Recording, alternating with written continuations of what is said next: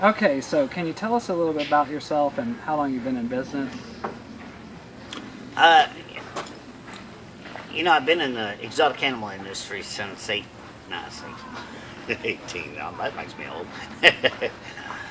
um, I've been in the exotic animal business since 1986, and I've been at this facility right here. I started construction in 1998, opened in 1999, and still here. Okay, great. And because this documentary is focused around the contrast between animal rights versus animal welfare, what has been your perspective on the two? The thing that goes on around the public world, especially here in the United States, about animal rights versus animal welfare, is one of the reasons why I jumped in the campaign to run for president of the United States, is to expose some of the rights and the wrongs in this industry and how people are being frauded for money. The animal rights organizations, which this year alone was declared the #1 domestic terrorist by the FBI in front of Congress this year. The public has such a misperception of animal rights. Animal rights are extremists that like to put commercials on TV, suck money for heartstrings, and I'm talking $500 million a year.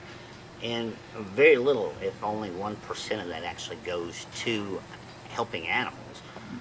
Versus animal welfare, is people who actually care about animals and who take care of animals, and are actually out there rescuing animals.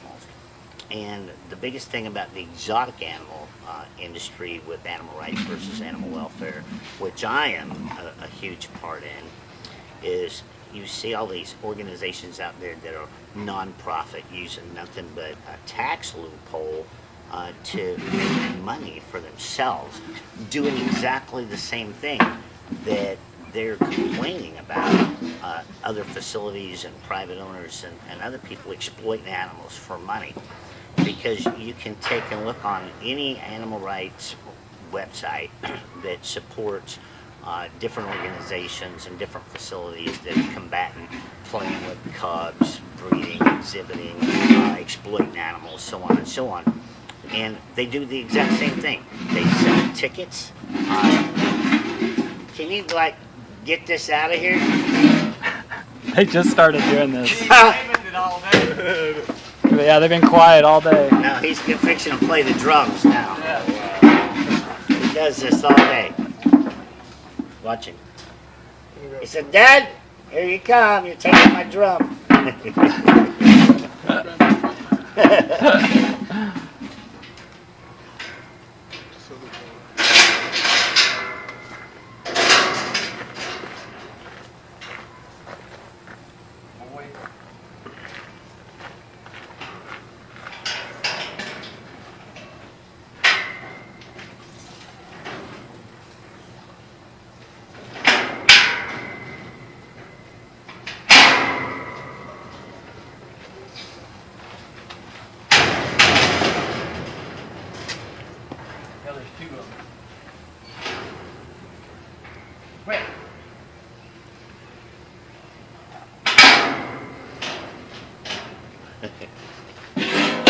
Where are you bleeding from? Shit, somebody touched me, probably. You got blood all over your pants. Rico said, "I want to play with Dad."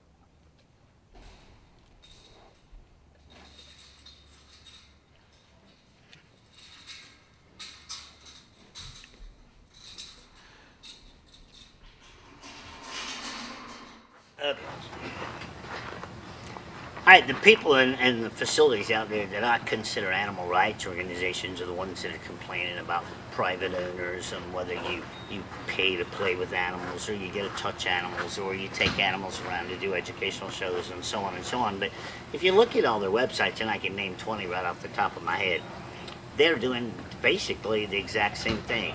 They're selling tickets to exhibit their animals when they call themselves sanctuaries. They're selling tour tickets, they're selling membership tickets, they're selling everything to do nothing but exploit the exact same animals that they're taking away from private owners. And the biggest thing that I complain about in this industry is, what is the difference between a private owner and a sanctuary? In my opinion, a sanctuary is nothing but a private owner with a hoarding problem that loves their hobby, that has filed with the IRS $850 to become nonprofit to get the general public to fund their hobby. And our lawmakers all over the United States are falling for this scam, and they're exempting 501c3 sanctuaries, which are basically nothing but a private owner. So they're violating the constitutional rights of a private citizen of being able to own personal property, and they're shipping them to another private citizen that just happens to be nonprofit and screwing the general public out of donations for their hobby. So a whole lot of this, I hope, opens some eyes this year and in the following year after the election of this year, that our politicians really need to wake up to the multi-million-dollar scam behind animal rights versus animal welfare. You can have a zoo open to the public, you can have a sanctuary open to the public, and you can still be all about animal welfare and animal education, of not just protecting animals in captivity and loving them and caring for them, as you can use those very same animals to educate the public about how to save their natural habitats in the wild that most people would never even go to see. I myself would never be able to afford to go to Asia or Africa or, where all these animals are living and being endangered from loss of habitat and poaching and canned hunting and all that stuff, without being able to use animals in captivity to get that message across and get people to fall in love with the idea of helping animals in the wild.